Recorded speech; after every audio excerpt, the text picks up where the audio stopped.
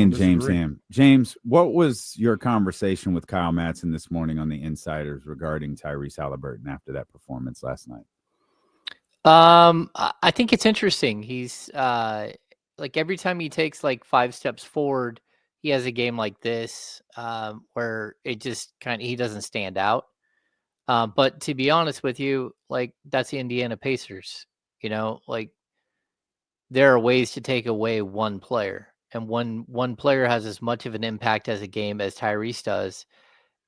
That's what your job is as the Thunder, is to try to just knock him off balance, make him more of a scorer. I think the Pacers are going to have to make some major adjustments to get Ty free. They're going to have to run more screens. They're going to have to stop slipping all their screens and just running to the basket, expecting him to be able to hit them in stride, because that's just not the way that OKC plays defense. So I think you get exposed a little bit, but for as much as we want to say that, Tyrese Haliburton is also the guy who's hit 4 or 5 game winners in one playoff season and led his team all the way to the NBA Finals. So, yeah, I mean, I think our conversation was centered more around, where is he as a player, and are we jumping too far, saying he's like a top 10 player, or he's one of the best players, a superstar. But I don't know. I think both things can be true. I think you can have a bad game in a finals, and you can also be someone who's proving that you're a superstar every single time you go out on the floor.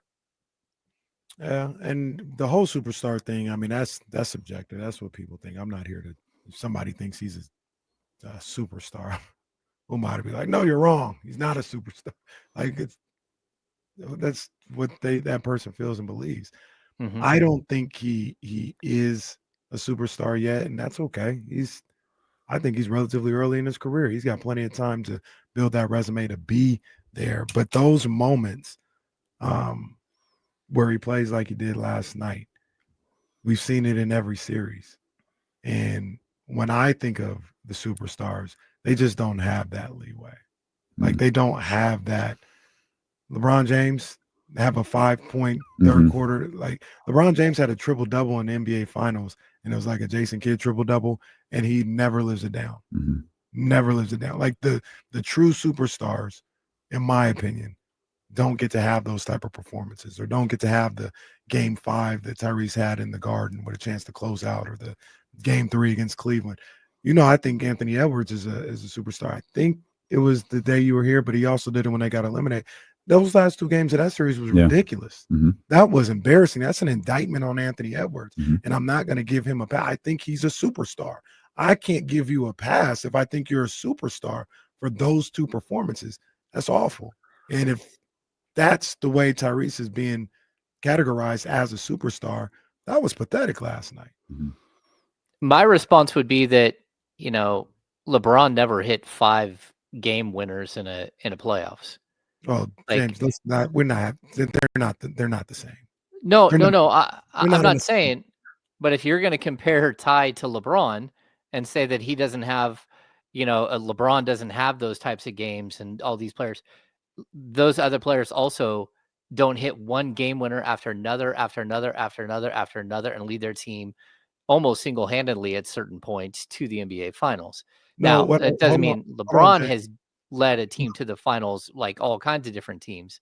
But at the same time, yeah. What I'm saying, though, is if LeBron has that game, he gets his ass lit up. And this was almost 15 years ago, and he hasn't lived that game down yet. That's what I'm saying. That's what the superstars, they just can't have that game ever. And yeah, if that's the energy that people are going to have towards Tyrese because they say he's a superstar, then that's fine too. But it can't be, he hits clutch shots, so that's bad. But he hits clutch shots. Like, no, don't nobody say that about the true superstars. And that's my whole thing. Like, they're expected to perform a certain way every single time out, and anything less is just unacceptable. Well, yeah, but my point stands. It doesn't matter how many times LeBron walked in and was the most dominant player on the floor. He still never came away from games with that many big time shots. Like, you can say it's a clutch gene, you can say whatever, but Tyrese Haliburton's straight up a winner. And I think that's the biggest thing for me is that we're learning each and every time. Anytime the game's like, we can ask the question now, if you had one player with their and you wanted the ball in their hands at the end of a game in the NBA today, it's Tyrese Haliburton. And it's not De'Aaron Fox, it's not Kyrie, it's not Luka Doncic or LeBron James. This dude has come through every single time.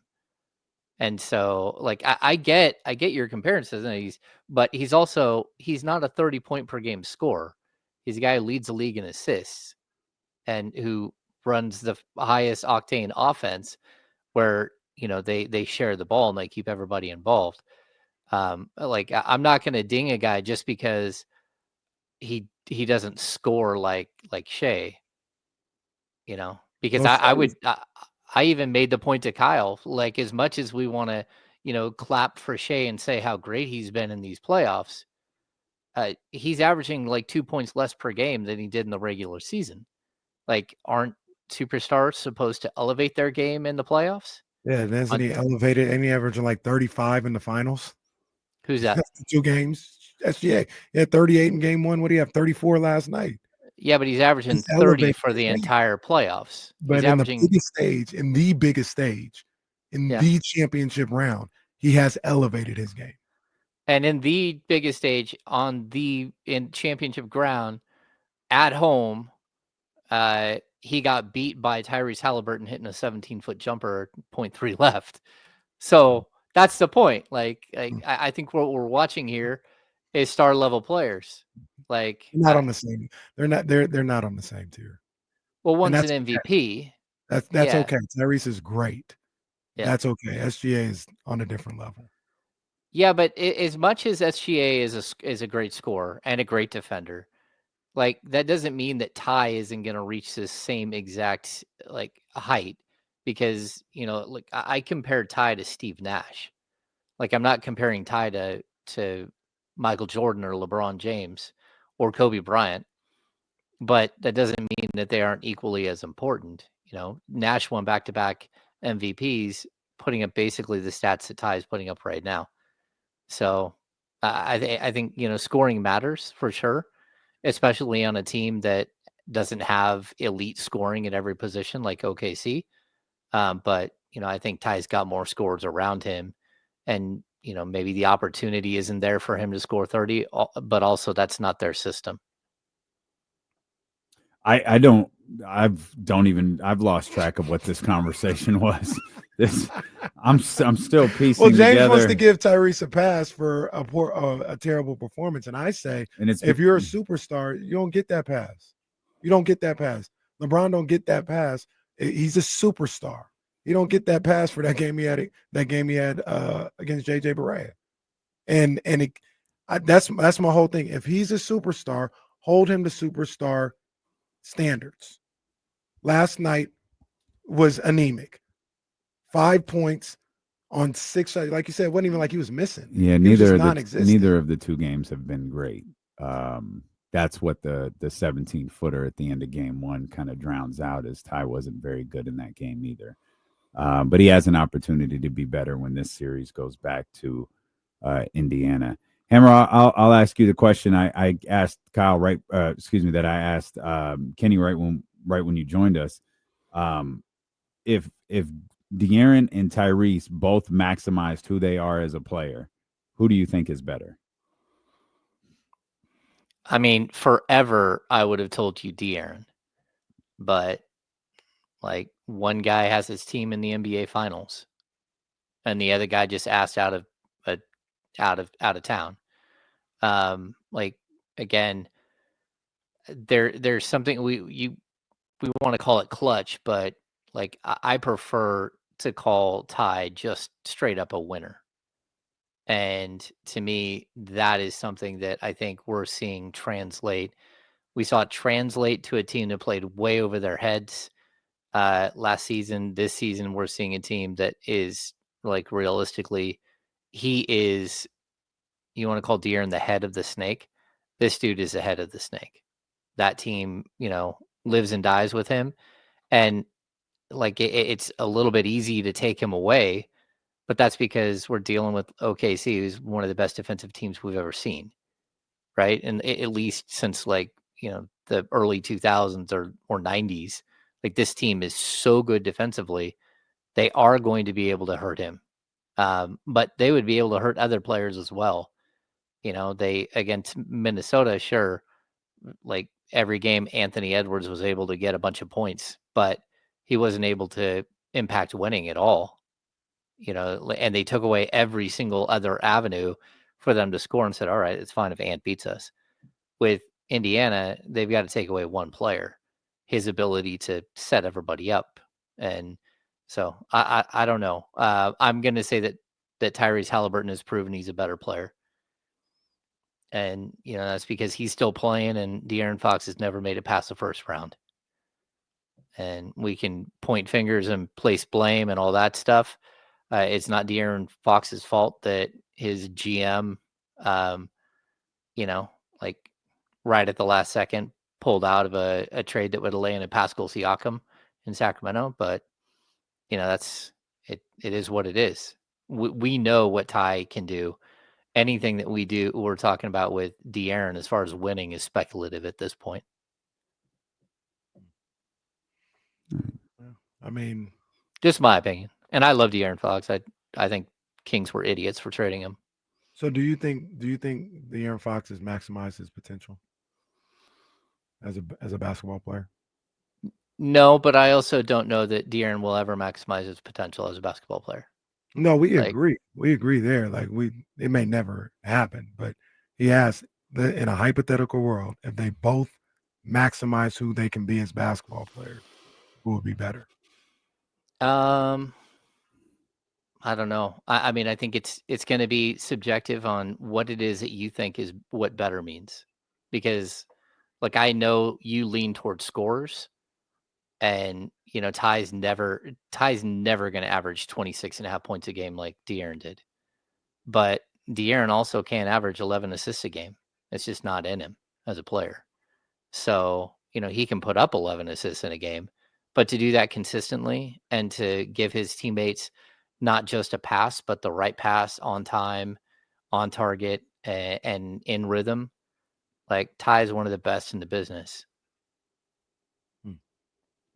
Indeed he is. And now the Sacramento Kings need to find a point guard because they don't have either one of those guys anymore. Nope. So that's great. They don't even have Davion. They have nobody. So I'll ask you this: scoring point guard, distributing point guard. What should the Sacramento Kings lean towards in Scott Perry's search this offseason?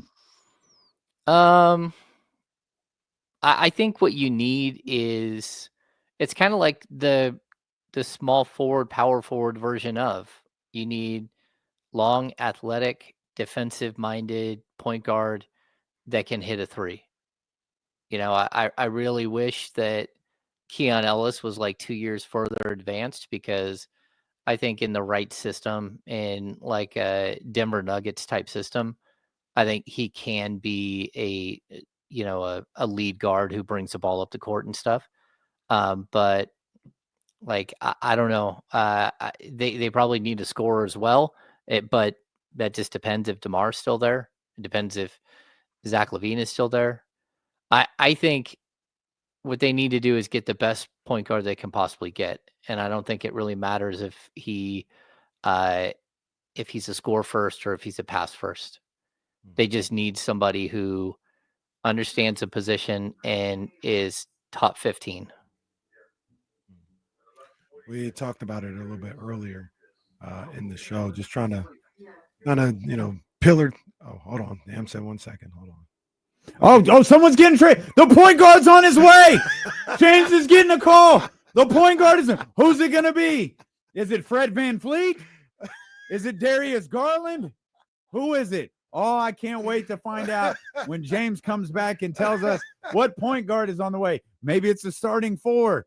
Who could it be? Maybe John Collins is finally on his way. Maybe it's Trae Young. What news is James about to break?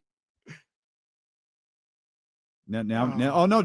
Oh, James can't talk. It looked like I had it. It looked like he mouthed Trae Young. I had a TV turn on out of Oh, nowhere and start playing loudly. I'm like, oh, that's loud. I thought we had a new point guard here in Sacramento. No, I soon. Hopefully, yeah, soon. You know what? Like they need the best player possible, and it again. The point guard position is it's like the most important position in the NBA at this point. And to go from not being able to fill the small forward position for a while to now having the small forward position and the point guard position like wide open and no draft pick, it's just not a great spot to be in. I mean, this is like wildly like important to fill this position. And that's why I keep saying, and I know Kyle says this all the time, like, you know, draft picks be damned, go get the right point guard right now. If you got to go overpay for Darius Garland, or, you know, if you can somehow talk Philly into dealing Tyrese Maxey, or, you know, like one of these point guards that just stand out that are really good, then you got to do it. It's a situation you put yourself in when you traded your star point guard. And so I fully expect the Kings to be aggressive, and they have to attack the position with, you know, with a mentality that they haven't been able to attack anything for the last 5 years. Like this is a major point of not just need, but like this is how you establish who you are as a team, is your point guard position. Do they need to come out of this offseason with like a big name, or like, I guess, are they going big game hunting this offseason? Because we talk about Trae, LaMelo, and those guys, but is that what they're looking for? Do we think? Yeah, I mean, I think we're going to hear a lot of like Drew Holiday talk. I think we're going to hear they do need to. I guess it just depends, Jesse, on what you consider big game hunting. You know, like there's a certain level of player that you need to add to this roster just to make them competitive in the Western Conference, especially if you intend on using, say, a player like DeMar DeRozan to get there. You know, we forget that, you know, while DeMar DeRozan might not fit in Sacramento perfectly, he still averaged 22 points a game. And the Kings are going to need to figure out a way to replace that. And if he's not there. So, yeah, this is going to be a really weird summer, because I don't think that it's going to play out like it has the last couple of years, where everything is brought into the light all the time. And every player on the roster feels like they're about to get traded any minute. But I do think that they're going to be active, and they're going to push the envelope on what feels comfortable. And that's a good thing. I asked Matt George this last week when he was on, and I want to get your thoughts on it, Hammer. Is there any reason why the Kings should have Devin Carter, Malik Monk, and Keon Ellis all on the same team next year? And what I mean, for a little clarification, is would you try to package one of those guys to get a bigger star, DeRozan and Devin Carter, so to speak, just to get more salary, get a bigger star in here? Because I think they're a little redundant, all three of those guys, especially if none of them are going to start for you. Yeah, I mean, that's the biggest problem, right? The biggest problem is you just named three guys and none of them are the starter at the shooting guard position. That's Zach LaVine, and he plays 35 minutes a night. So that's a problem. If you're going to move Zach to the small forward spot, at least for short stints, play sort of a small ball, 3-guard lineup, you can fit one or two of these guys in the lineup with them. I also think, like, as of today, like it doesn't matter how many times Domas or Scott Perry or Doug Christie talk about needing a point guard. The only guy who can play point guard on this roster right now is Malik Monk. And if the season were to start today and this is your roster, that's probably who I'm starting at the point guard position, and, trying to work through that. But I don't know. I do think they are redundant. And not only that, they're redundant at a position that you don't need redundancy, because the shooting guard position is one of the easier positions in the NBA to fill. And the fact that they have so many of them isn't good roster design at all. And that's why, drafting a guard last year and trying to call him a point guard in Devin Carter, that was crazy. I don't understand what the idea behind that was, unless it was to trade Devin Carter once you drafted him, and then they didn't do that. And so you get stuck with a whole bunch of players because, like you mentioned, those guys. I'd like to see Isaiah Crawford play. Like maybe he's not an NBA rotational player, but 6'6", like 225, built like Lou Dort, can jump out of the gym, can hit 42% from three at the G League level.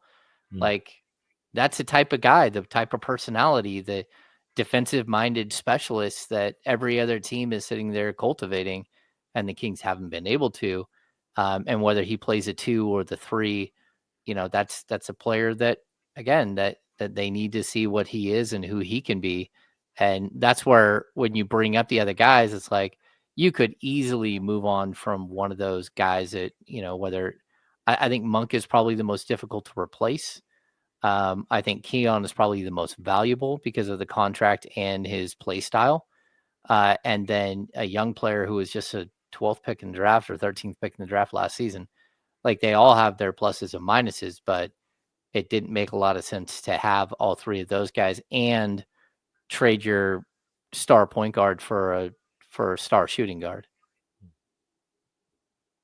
Yeah, bad roster management there. But the Kings will work to dig themselves out of that hole, and it feels like it starts and ends with DeMar DeRozan. No one on Earth, I believe the entire planet, is of the belief DeMar DeRozan will be wearing a Kings uniform next year. It's just a question of what are they able to get in return for him? Are they going the point guard position? Or KC has this idea of maybe the Sacramento Kings should think about, in addition to the point guard position, obviously, attacking the 4 spot and moving Keegan Murray up to the 3. What do you think? Where do you think Keegan Murray is best utilized on the floor for the Kings? Yeah, in a perfect world, I would want Keegan at the 3. Like, that's a perfect world. But the modern NBA, there's so many players that bounce back and forth between the 3 and the 4. And the fact that Keegan has been able to play the 3 and the 4 and defend all the way up to the 1 is pretty impressive.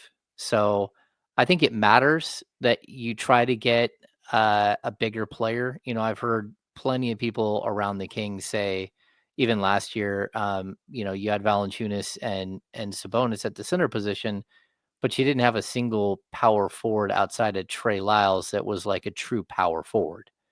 They can go in and rebound. They can go in and bloody people. They can go in and make a post move. And, Keegan can be that if you just want him to, again, strip away even more of his game and make him a defender and a post player. His college numbers in the paint were unbelievable, like 97th percentile in the NCAA inside the key. The dude can score in the post, but that's really not his game. So I think adding a power forward is, even, especially with Trey leaving, most likely, that would be one of the top things. But I also think, like, finding more guys like Jake LaRavia or better than Jake LaRavia, there's a way in which Keegan can be in a forward, like a sharing, switchable forward set, that neither one of them are true power forwards or true small forwards. They're just two forwards.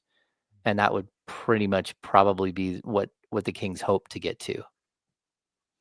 We'll come back. We'll talk more with our insider from the Insiders. It's our man James Ham here with D'Lo and KC on Sacramento Sports Leader ESPN 1320.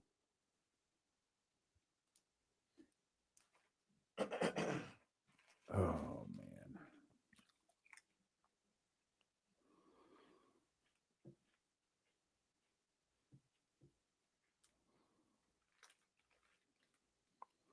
How was your weekend, Ham? It was good. We spent a little time on the boat on Saturday. That was nice. Good. The water's been perfect up here. And then because I know where you live, did your neighborhood just have one graduation party after another all weekend? Yes. Yeah. Yeah. It was like we were in Rockland yesterday for one graduation party that led to another graduation party, and then just like they're everywhere. So yeah, the signs and the big graduate signs are outside every other house on the street. yeah. It's either Rockland or Whitney. Oh yeah. You're kind of right in the middle, right? Mm-hmm. I'm not even trying to. Go ahead, James. Go ahead. No, go ahead. No, I'm not even trying to pile on because we talk about him a lot now. But Soren says, "God, Monty sucked," and then he says the roster is so unbalanced. What do we think Monty's final vision for this roster was? Like, what was he trying to see through? Don't answer that. Don't answer that. Let's bring that to the. Oh, that's a good one. Yeah, so slow down there, Jesse Caraway. Just like I said, it's Monty. Like, I don't want to. Or do you prefer Kenny Tapia? Man. Monty's vision. I'll ask you that when we get back, Hammer. That's a good one. Yeah, shout out Whitney. We had a good time down there yesterday. We've got a friend who her daughter goes to Whitney. Or did. She graduated. And our little dude's going to be a senior. Man, that's crazy. Yeah. That is crazy. Yeah, you probably haven't seen about to him be an since empty 11. nester. No, they ain't ever leaving. My oldest is like, oh, I'll move out, but I'm going to wait until September. I'm like, why? He's like, because I want to be out on the lake the whole summer. Yeah. Fair enough.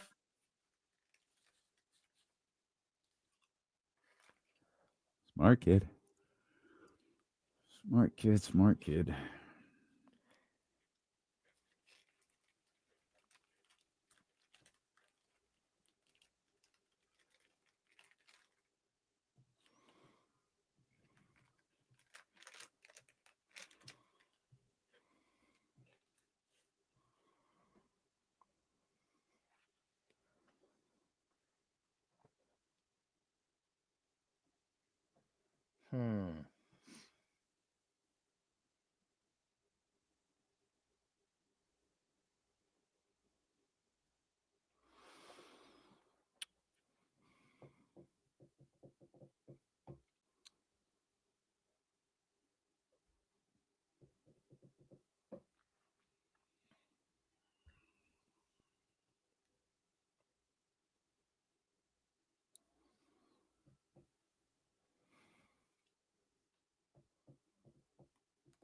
Is this second Forrest Gump trailer real or is that at work?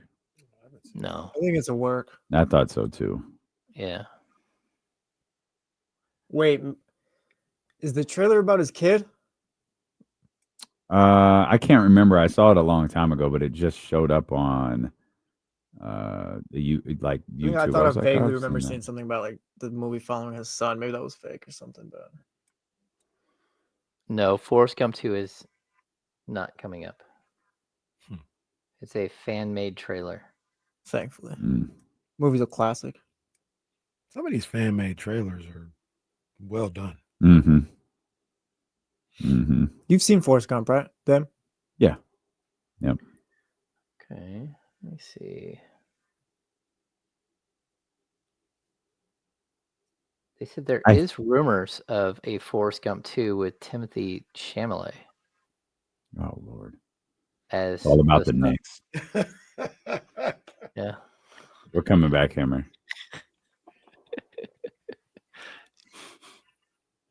Back with James Ham of the Insiders, 10 to 12 here, along with Kyle Madsen on ESPN 1320. Great question from our man Soren in the chatty house during the commercial break. I had to actually hit pause on the conversation because we wanted to make sure we brought this one to the radio. What we've, as Jesse pointed out, we have piled on quite a bit, rightfully so, on Monty McNair, but no one's ever asked what do you think Monty's vision was for this roster. Like, if he had seen this through, what do you think his vision was for this team? Well, it sucks because what we have is the remnants of what's left, right? So you're sitting here trying to rewind what exactly happened here and how it got to where it is. But I think like like on his gravestone, it's going to be the guy who almost acquired this guy, this guy, this guy, and that guy.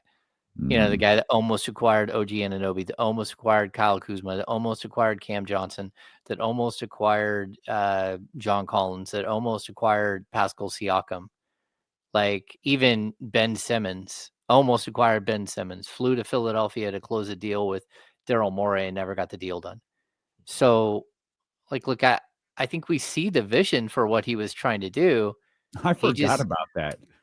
I Yeah. completely forgot about Ben Simmons and him flying out there to see him. I completely forgot about that one. Or Toronto having Masai Ujiri here in Sacramento and them negotiating that day. I believe that was for Siakam. Negotiations ended before we even got to the arena. Yeah.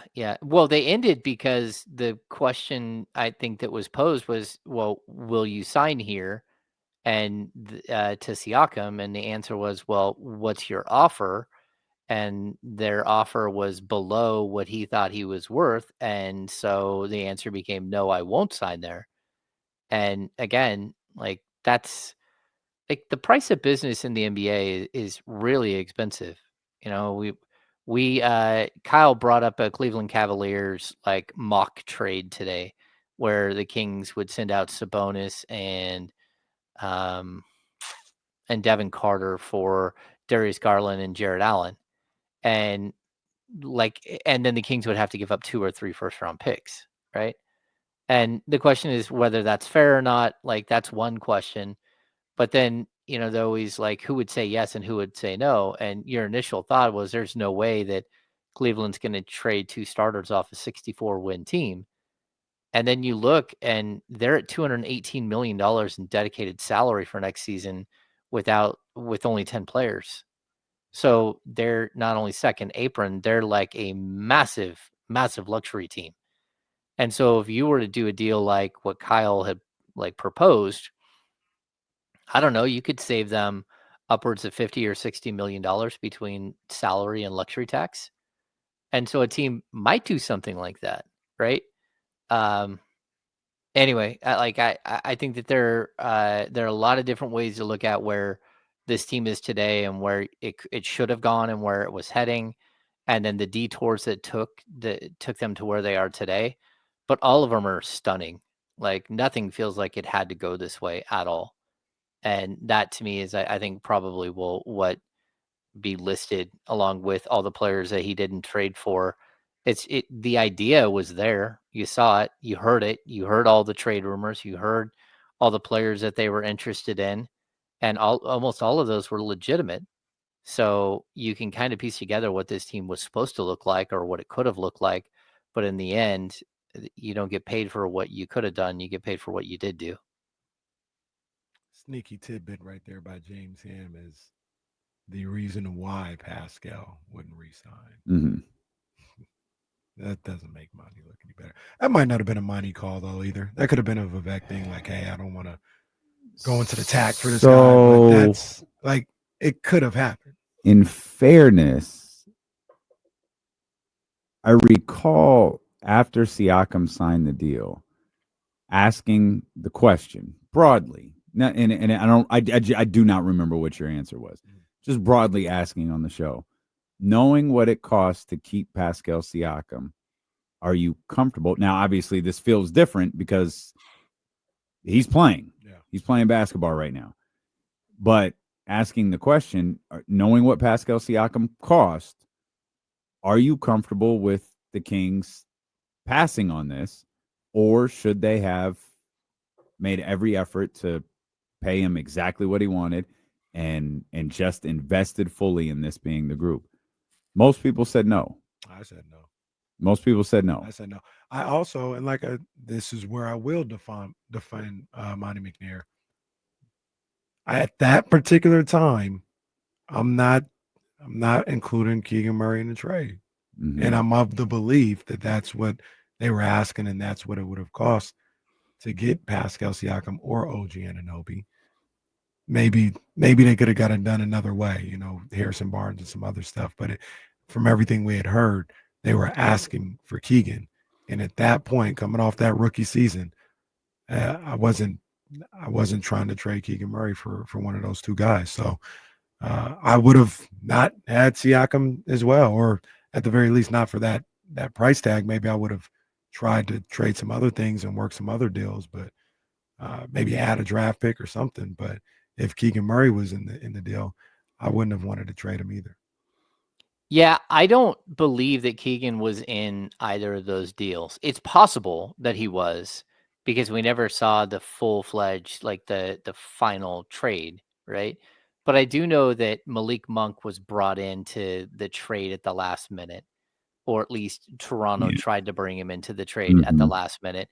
And again, I believe the Kings were more interested in a combination of like Kevin Huerter and Harrison Barnes and multiple first round picks in exchange for Siakam, and in exchange for OG, it was even less than that, because OG was at like 18.6 million salary, and so it was much, like it was more picks, or it was similar amount of picks, but it wasn't as many players.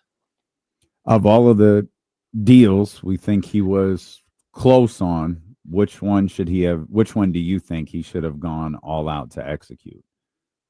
I'm guessing it's not Ben Simmons. But there's Siakam. Obviously, we think there's OG. There might be a few others that you're a little more privy to than I am. Oh, there it is. The Kings landed their point guard. James isn't saying anything. No, LaMelo Ball is on his way to Sacramento. That's why James looks so upset. I definitely like, if there was a deal that I think, we always thought OG was like the perfect fit, but OG typically can't stay healthy. And I also think, like, if you have OG Anunoby, like De'Aaron Fox has to be the scorer that he is still.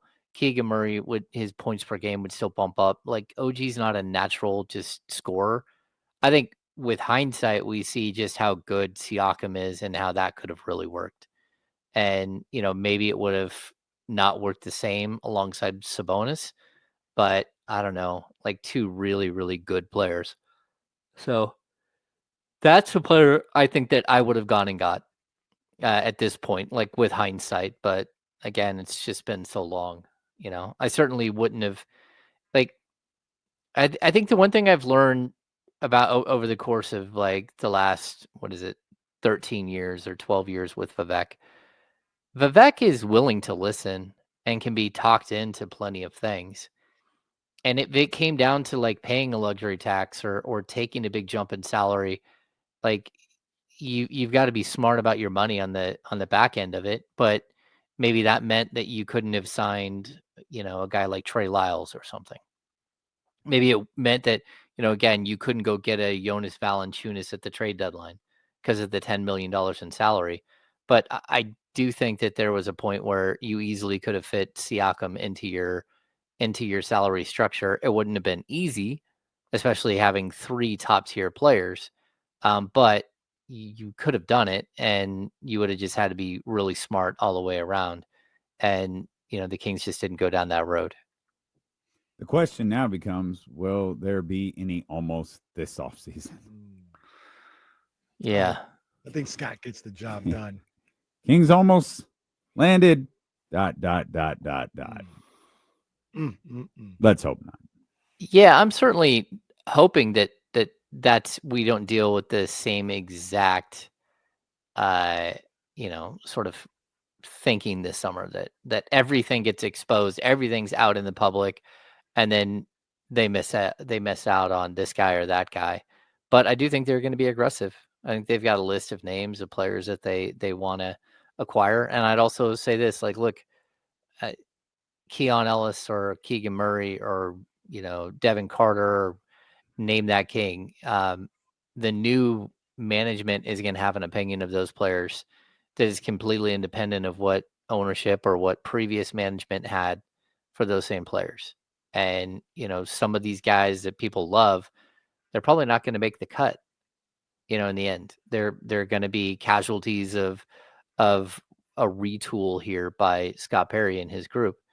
And, it does take talent to get talent in the NBA. And that means that some of your favorite players, whether it be Malik or whether it be Keon or Keegan, they could be on a different roster next season or at the deadline or the season after, just because that's the game. You got to constantly be building and manipulating your roster to create something that like strikes a chord with everybody and finds success. And I'm sure there are a lot of people in Boston that were very, very uncomfortable with the offseason they had 2 summers ago. And then when it yielded a championship, they stopped complaining. But before that, giving away a Marcus Smart, giving away some of the players that they gave away that, you thought were part of the core. It's never easy, but that's the risk of basketball. James, do you, just in your thought, just reading the tea leaves, do you think some of those players that they realistically have on their list, Scott Perry and Doug Christie have on their list, do you think there's some heavy hitters, some guys on there that are looked at as all-stars or potential all-star players? Would hope so.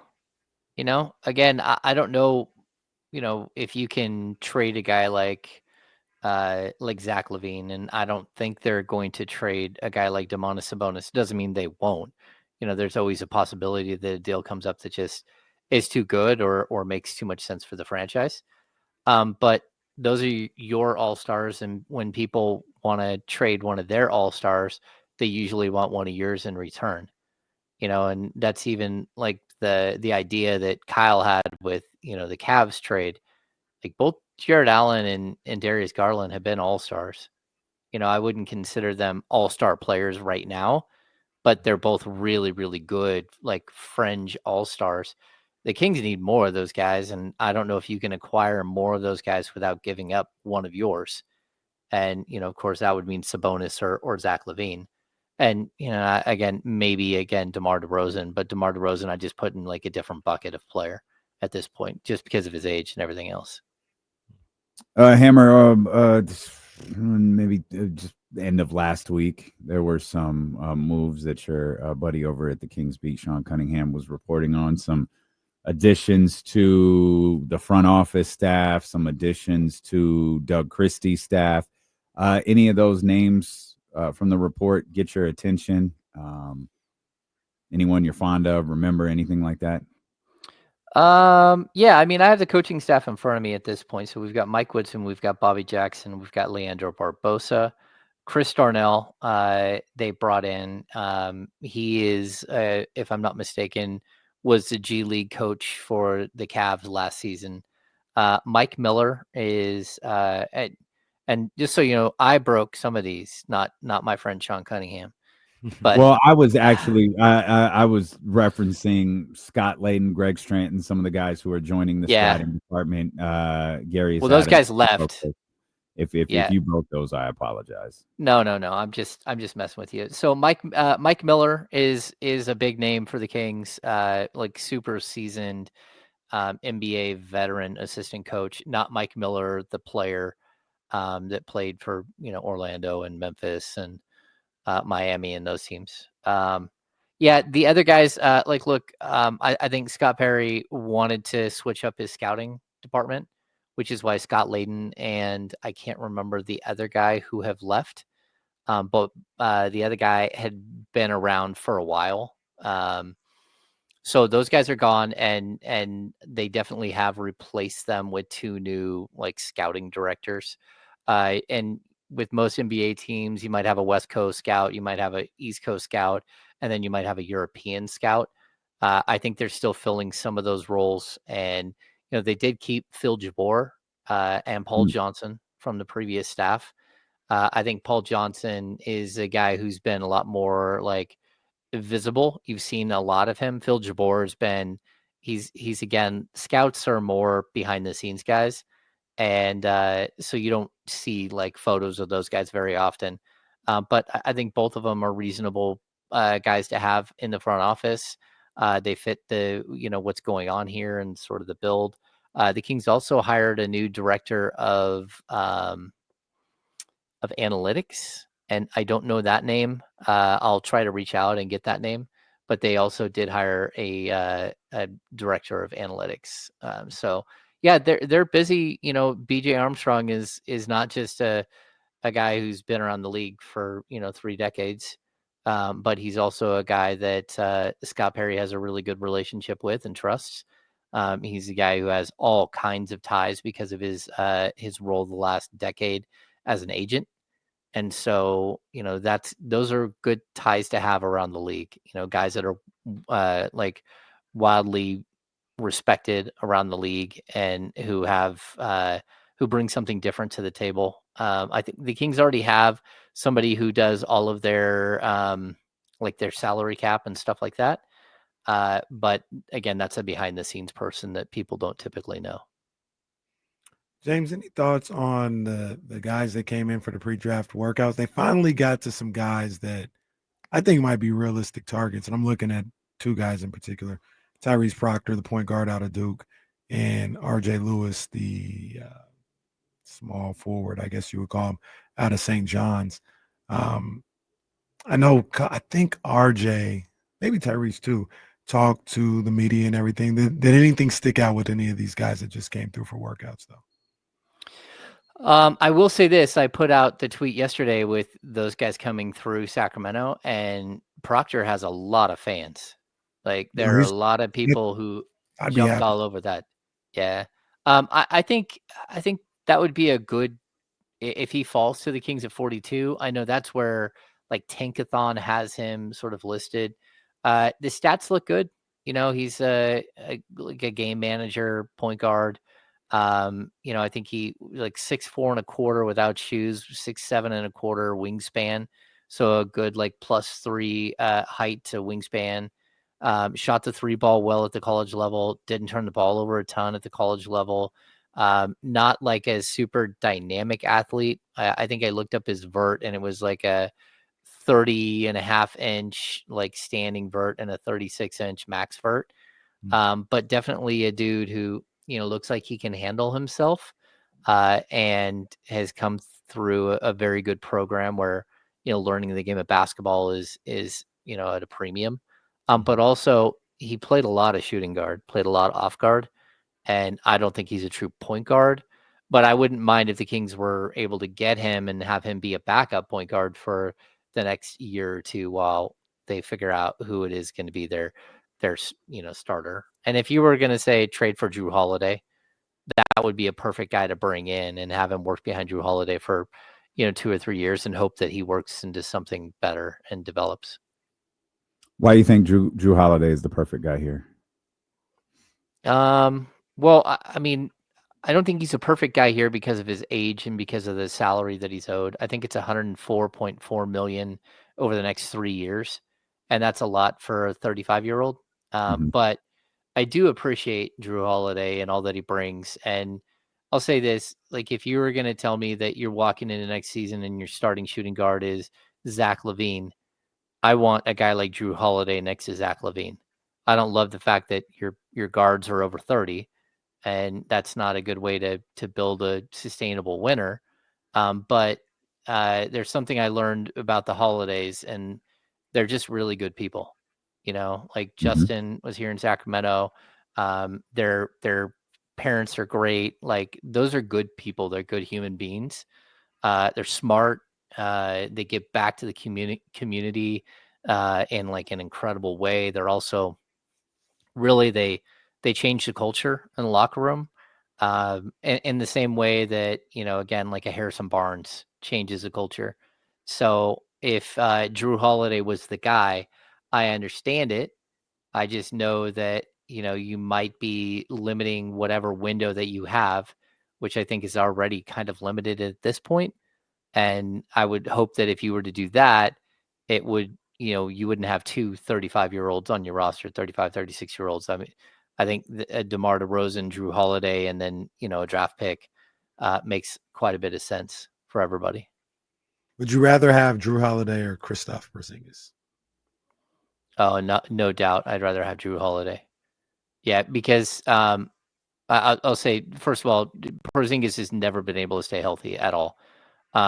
Secondly, whatever I said about Drew Holiday, you hear the absolute opposite about Porzingis. Oh like my. just off the court. And so, like, I'm not saying he's a horrible human being, but they're like, you got to remember, it wasn't that long ago that there was a New York situation and all that stuff with Porzingis. I guess it was a long time ago now because he's, he's not a young kid anymore. But it was enough noise that made you feel uncomfortable, and that and family stuff around and all that. Like, they're just really polar opposites about what you hear about what they mean to a franchise as much as anything. James doesn't want you bringing your baggage to Sacramento. We got enough baggage of our own. Don't pack yours and bring it here with us. Well, go ahead, James. Sorry. I was gonna say, the other thing is, like, if Drew Holiday came here, he would come here and work. He wouldn't be like, oh, I'm in Sacramento. Like, I guess that means that I've got to just waste away the end of my career. That's not every player in the league. I think, Drew Holiday could get to Sacramento, get settled, and start building something very quickly. Like, I think he would establish himself, help establish a culture and all that stuff. Plus, he plays wonderful defense, even at an advanced age. He can knock down a 3-point shot, even though it was a little shady this year. And I just think that he's a player that would fit alongside Zach LaVine. Okay. In that scenario, yes, I'd rather have Drew than KP. Well, you wouldn't rather have Porzingis in any scenario, would you? Not really. I like Porzingis too, but he can't stay healthy. And then this was don't know if the man is alive. Oh, that's what I was about to say. Literally, the last thing we heard is, he can't breathe. This playoff, guys, that's a problem. Like, get him help. Will someone, as a matter of fact, will someone just check on him? Hey, how's the whole breathing thing? Good, big you fella? okay? Like, right. Can we help? Like, something. But, brother, I just want you to be okay. That's it. I don't care if you play basketball anymore. The fact that this is mysterious upper respiratory illness is a problem. Oh, yeah. Let's take Kristaps Porzingis off of any trade discussions moving forward. I'm with you. Okay. No more Porzingis. We'll just focus. That's a done deal. All right. We'll focus on Drew Holiday and whatever else might be out there for us. James, what do you guys got going on the Insiders tomorrow? There's no game tonight. Kyle doesn't have to write about a draft or an NFL trade. Like, what are we going to do? We're going to bring the Tyrese De'Aaron debate back. We're going to find more trade targets. I think a lot of people are starting to lean on getting rid of Domantas Sabonis. I know James isn't. Yeah, I'm not. I do think tomorrow we'll spend a lot of time on trade ideas. Like, I think I'll bring a couple of trade ideas tomorrow. Some of them will be older trade ideas that I'm just rehashing, and some of them will be maybe something interesting that I look around the league and say, hey, this might make some sense. All right, James was awfully active today, but he won't break any news here on the show with us. So Come I guess on, who's the new point guard? We'll just have to wait till tomorrow or whenever James decides to let us in on his little secrets. James, we appreciate you as always.